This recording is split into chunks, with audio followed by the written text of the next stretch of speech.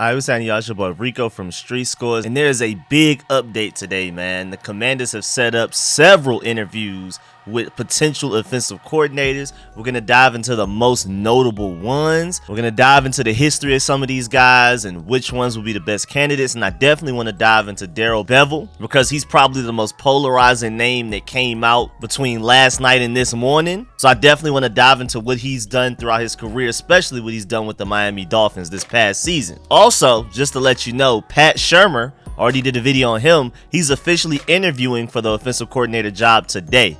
So who knows, maybe by the end of the day, he's our offensive coordinator and everything else I talk about in this video is pointless. We'll see. But I still want to report this to y'all because even if Pat Shurmur becomes our offensive coordinator, I feel like y'all still need to know who are a lot of the other candidates and what we could have had, what we shouldn't have had, what we should have had, all of that type of stuff. Also, want to talk about a couple of the guys that's been getting fired around lately that we may want to take a look at. A few teams that lost playoff games recently lost their offensive coordinators as well. Well, fired them. And should the Commanders take a look at those guys? Were they in bad situations? Or did they actually just do a bad job? So we're going to dive into all of that and more, but before we do, make sure you subscribe to the channel, hit the bell next to the subscription button so you get notification immediately. And every time I release an informative and opinionated video just like this one, make sure you pull up every Sunday for my live streams. Just because the Commander season is over does not mean the Street Score season is over. So we're still live streaming on Sundays. We'll watch playoff games together and we'll talk everything Commanders or whatever you want to talk about. I open up the phone lines, y'all call in and you give your opinions or ask whatever questions you may have.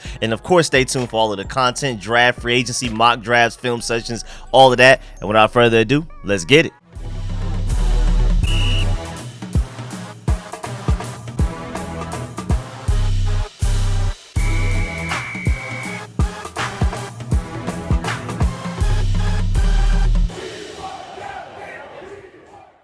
Again, like I already said in the intro, just to let you know, Pat Shurmur, a two-time head coach and four-time offensive coordinator, is officially interviewing for the Washington Commanders offensive coordinator job today. I already talked about that a few days ago when it was already reported that he would be interviewing soon. Today is officially happening, as in January 17th on Tuesday. Now moving on to what we're really here for. Tweet from John Kahn, and from the source of Nikki Javala, I believe she was the first one to report it. He tweeted, per source, Washington will meet with Pat Shurmur and Atlanta QB's coach Charles London, and then others of interest: Miami associate head coach, running back coach Eric Studesville, Miami pass game and QB's coach Darrell Bevell, and then others also include Caldwell and Reich, interviewing for head coaching jobs first. And then also noteworthy, Jim Caldwell and Frank Reich are interviewing for head coaching jobs first. So we're apparently interested in those guys, but they're looking for head coaching jobs for now. And then if they don't get any of those, maybe they'll allow us to interview them for an offensive coordinator job here later on.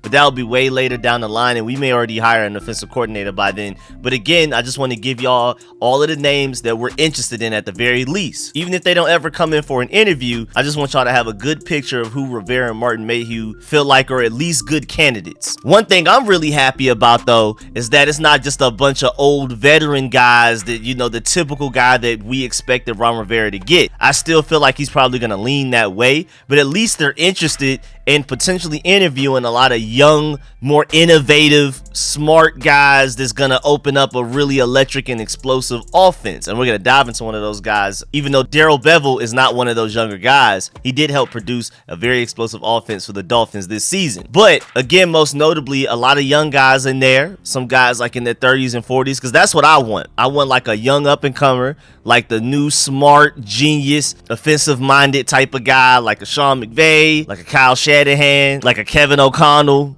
I mean, there's a lot of guys out there, but I named those three because of what they have in common related to this organization who we let get away. But I'm much more interested in like a young, high-ceiling, offensive mind type of guy than just like a retread veteran who has a proven history, of course, but I want like a young, completely different from Rivera-minded head coach where Rivera wants to run the ball all the time. He wants to run the clock out. I hope Rivera's open-minded enough to let somebody else handle that. You just be the motivator and the team leader. You may even want to let that offensive coordinator handle clock management, because at this point, Rivera and clock management don't go well together either. Just be the team leader, the team voice, maybe help make some decisions on personnel. But when it comes to the offense, let somebody completely run it. I don't like the fact that Ron Rivera pretty much forced Scott Turner to run the ball more than he wanted to. The next offensive coordinator should be allowed to have 100% control, and I hope and prefer that it's a guy that's younger and more innovative. Hopefully we can bring in the next Kyle Shannahan or Sean McVay, even though that's very hard to do. Those aren't just walking around looking for jobs. Now, before we dive into Darrell Bevell, who we'll talk about the most in this video,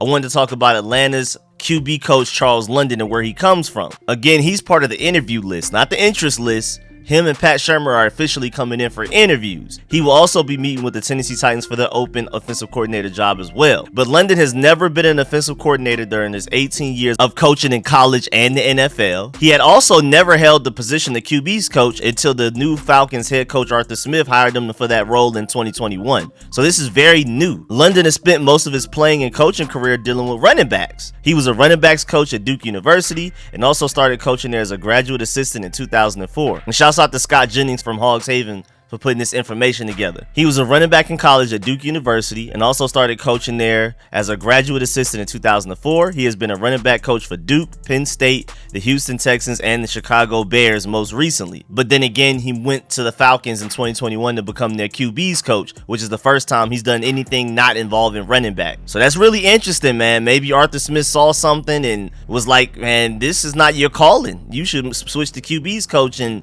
I mean, I didn't necessarily see a lot of development from Desmond Ridder or Marcus Mariota for him to really earn some trust from me, but who knows, man? Maybe Arthur Smith saw something in him, and maybe we see something in him as well. Now, moving on to the guy that I want to talk about the most, and Nikki Javala tweeted at 9:53 p.m. last night, and it came from Jacina Anderson, who tweeted shortly before that. The Commanders have requested to interview Miami's quarterback coach and passing game coordinator Darrell Bevell for their offensive coordinator vacancy. So he's not a guy that we have an official interview with, but we've requested to interview him. And the reason I want to really dive into him is because I feel like he's the most polarizing name out of any name that I mentioned so far in the video. Out of all of the candidates so far, really outside of Pat Shurmur, he's the most interesting. He may not be the best, but we're going to dive into why he could potentially be the best and the worst. I think it's a fun blend of both. Well, first of all, NFL-wise, he was the assistant quarterbacks coach for the Packers back in 2000 through 2002. Then he was the Green Bay Packers quarterbacks coach from 2003 to 2005.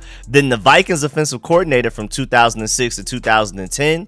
Then the Seahawks offensive coordinator 2011 to 2017. We're going to get to that. Then the Detroit Lions offensive coordinator from 2019 through 2020. But then when the head coach got fired, he became the interim head coach in 2020. Then he was the Jacksonville Jaguars offensive coordinator in 2021.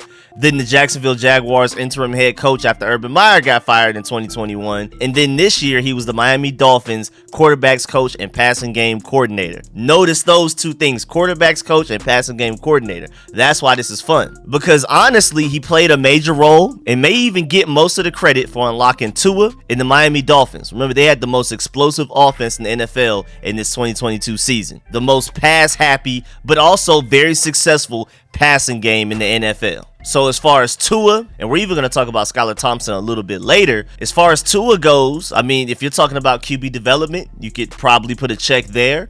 Get the best season out of a quarterback that he's had in his entire career. Now, granted, Tua hasn't played very long, but you could definitely place a check there.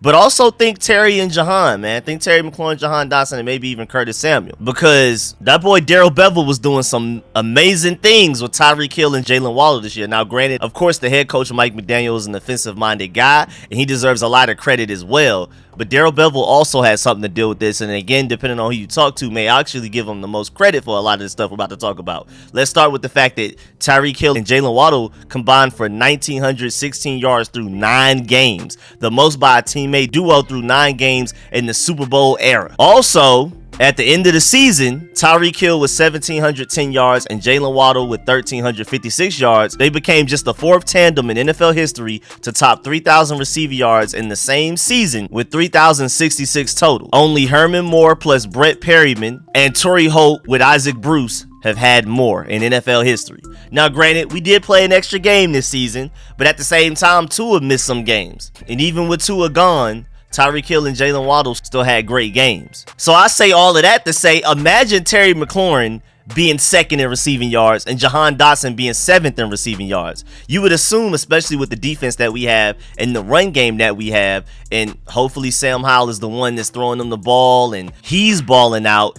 how are we not at the very least strong playoff contenders and potentially Super Bowl contenders? I felt like that was one of the biggest things that we were missing, unlocking Terry McLaurin and Jahan Dotson to be the best that they can be. Now, granted, quarterback problems had a lot to deal with that. Offensive line had a lot to deal with that, but defensive coordinator did as well. And this guy has shown very recently, as of just this past season, that he can get the most out of quarterbacks and do unprecedented things for receivers. Also, let's talk about Skylar Thompson. Since Tua did miss some games, what was Skylar Thompson doing in this place? Well, this was a 7th round rookie looking better than a 2nd round Zach Wilson, than a 2nd year Zach Wilson. Now, granted, this season, who didn't look better than Zach Wilson, but still, I felt like Skylar Thompson didn't look like a 7th round rookie that barely played against the Bills at the very least. I felt like he was pretty straight. He wasn't great or anything, but he looked more polished than he should have. Again, a 7th round rookie, and the way he played against the Bills, I feel like Darrell Bevell definitely gets the majority of the credit for that, being the QB's coach and the passing game coordinator. Skylar Thompson wasn't perfect, but he played way better than I expected him to. Now, let's go to the bad side of Darrell Bevell. The reason you may remember his name is like on the tip of your brain and you can't exactly think of why. Remember, he was the Seahawks offensive coordinator with the whole Marshawn Lynch situation where they didn't run the ball with Marshawn Lynch. They tried to throw it, and then it ended up being an interception that lost them the Super Bowl. So that's that guy. That's the same Darrell Bevell. But at the same time, no, the way I look at it, one bright side, I bet my life savings that if anybody would never make that mistake in the future, it's him. He'll never make that mistake again. If anybody felt that the most and is the least likely to be in that same situation and not call a run, it's not Darrell Bevell. I promise you that. So granted, his history is checkered. A lot of great moments, especially recently, but also some skeletons in the closet in the past as well. But I just think it's even funny the fact that they requested to interview the guy that preferred to pass the ball in even the most obvious running situation in NFL history. And then on top of that, the guy that helped produce the NFL's best passing attack in the NFL. I feel like it's very obvious that Rivera and Mayhew were straight up just lying about that 2-to-1 run pass ratio. Pat Shurmur is a QB whisperer, interviewing him today. And then now you're trying to interview one of the very few guys in the NFL that likes to pass the ball even more than the Kansas City Chiefs. And of course, I'm very happy about this. Thank goodness that they were lying about that. And I felt like even when they said it, they were lying, because that doesn't even make sense in 2023. It's not the 1980s. And then why would you pay Terry McLaurin all of that money? And why would you draft Jahan Dotson as a receiver in the first round when you arguably had bigger needs in the first round for sure? Why would you do all of that if you want to do a 2-to-1 run pass ratio? Why would you go bring in Carson Wentz if that's what you thought you would end up doing? So that was just a lie through and through, obviously. I don't know why they said it, but it was. But the fact that they're trying to bring in Pat Shurmur, QB whisperer, and then the guy that arguably gets the most credit for the most explosive offense in the NFL in 2022, and the guy that in the most obvious running situation chose to pass the ball even on that play, there's no way. There's just no way Rivera and Mayhew are even trying to do that 2-to-1 run pass ratio they were talking about. And again, thank goodness. But as far as Rivera and Mayhew's checklist, this guy does check a lot of boxes, because even going further than being able to develop an explosive offense and having a proven record of developing quarterbacks and getting the most out of quarterbacks, he's also a veteran coordinator, 53 years old. And he's been around the league. I mean, he's been involved with 7 teams in some capacity. And he was even an interim head coach in 2 places, with, of course, plenty of offensive coordinator experience as well. So if we're talking about age and experience, which Ron Rivera seems to like a lot, there you go. Also, maybe with him having to start back from the bottom as a QB's coach and passing game coordinator this past season, Bevell could really want this opportunity to prove himself as a good offensive coordinator, and maybe even show the new owner that he should be the head coach. I mean, maybe this could be an audition for even more than that when he comes over here. So this could be a job opportunity that he may want, and this could be a mutually beneficial situation for all of us. Now, I'm not necessarily a very big fan of that scenario happening just yet. I'm trying to give you the positives and negatives. A lot of positives there,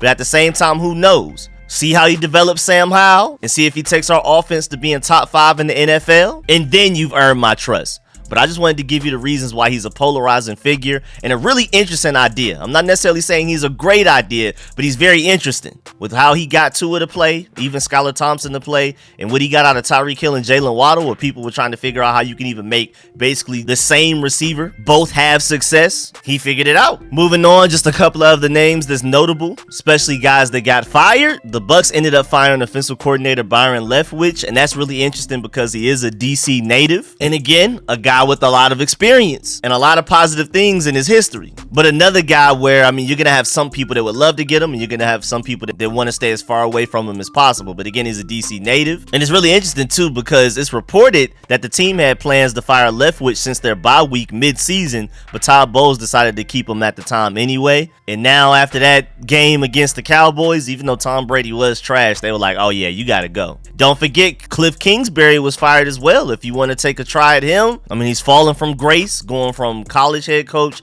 to NFL head coach. If he wants to be humble and start as an offensive coordinator job to earn everybody's trust back, maybe he could do a great job with that. Even though him and Kyler Murray's chemistry, I don't know what that was. That was weird. So I'm not a big Cliff Kingsbury fan, but I can see why some people may be interested. He's one of those young offensive minds, those innovative type of guys. He's not Sean McVay, Kyle Shanahan, or Kevin O'Connell, but he fits the profile in a way. And then you also have the Chargers, who fired their offensive coordinator, Joe Lombardi. That's an interesting name out there as well. But we got to remember, guys that get fired, Byron Leftwich, Cliff Kingsbury, and Joe Lombardi, there's reasons they got fired, so we'll see. Also, Jeremy Fowler brings up a good point. Now, after the Chargers and the Bucks fired their offensive coordinators, there's 7 offensive coordinator openings now. You have the Chargers, the Commanders, Titans, Rams, Jets, and the Buccaneers. So there's some heavy competition out there, man, as far as like the Commanders trying to get the best one available or trying to get their guy. These guys have options, man, and that doesn't bode well for us. Because at the very least, there's going to end up being some type of bidding war where we have to pay him more than we wanted to,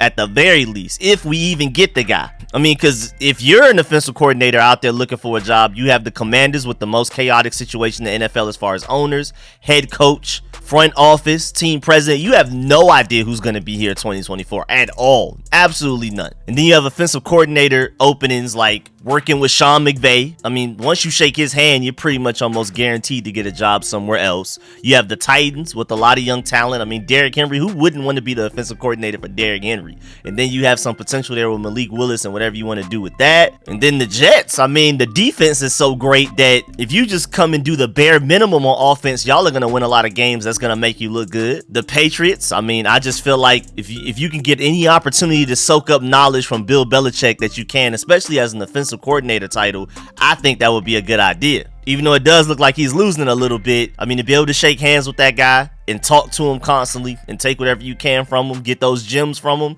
that sounds like a really attractive opportunity. And then, of course, the Chargers, the best quarterback situation out of anybody on this list, Justin Herbert, the opportunity to coach him. And if you can at least win one playoff game with Justin Herbert, it looked like you did your job. Everybody's going to be like, oh, wow, this guy finally got Justin Herbert to win some playoff games and things like that. And Justin Herbert is such a great quarterback that it may not even necessarily be you who did it. Maybe Justin Herbert just played well enough to win a playoff game that day. And now you're going to get a lot of the credit. So I'm not necessarily sure if we're the most attractive opportunity. Again, the only argument I have for us potentially being the most attractive opportunity for an offensive coordinator is because Ron Rivera is probably the least safe head coach out of all of the head coaches. And if you come here and do a great job as offensive coordinator, there's a chance that you could get a promotion from the new owner with this 2023 trial run and basically audition to become the next head coach. If the new owner wants to move on from Ron Rivera like the previous new owner wanted to move on from Ron Rivera in Carolina, who knows? But yeah, man, that's the end of this video. Please get in the comment section. Let me know how you feel about everything discussed in this video. Please leave a like on this video if you liked it, if you learned anything. Of course, man, I appreciate all of the support, man. Shouts out to all of my sponsors, especially my Pro Bowl sponsors' names you see scrolling on the screen right now. Really appreciate all of the support, man. Big time. Definitely let me know in the comment section out of all of these names who you would want the most, or if there's some names out there that I did not mention in this video today, who would you want from those guys the most? So just let me know who your favorite offensive coordinator candidates are. Are you cool with Pat Shurmur? Are you cool with Darrell Bevell? Any of these guys I named today, Byron Leftwich, any of the guys that got fired? And I'm gonna catch y'all later. I'm out.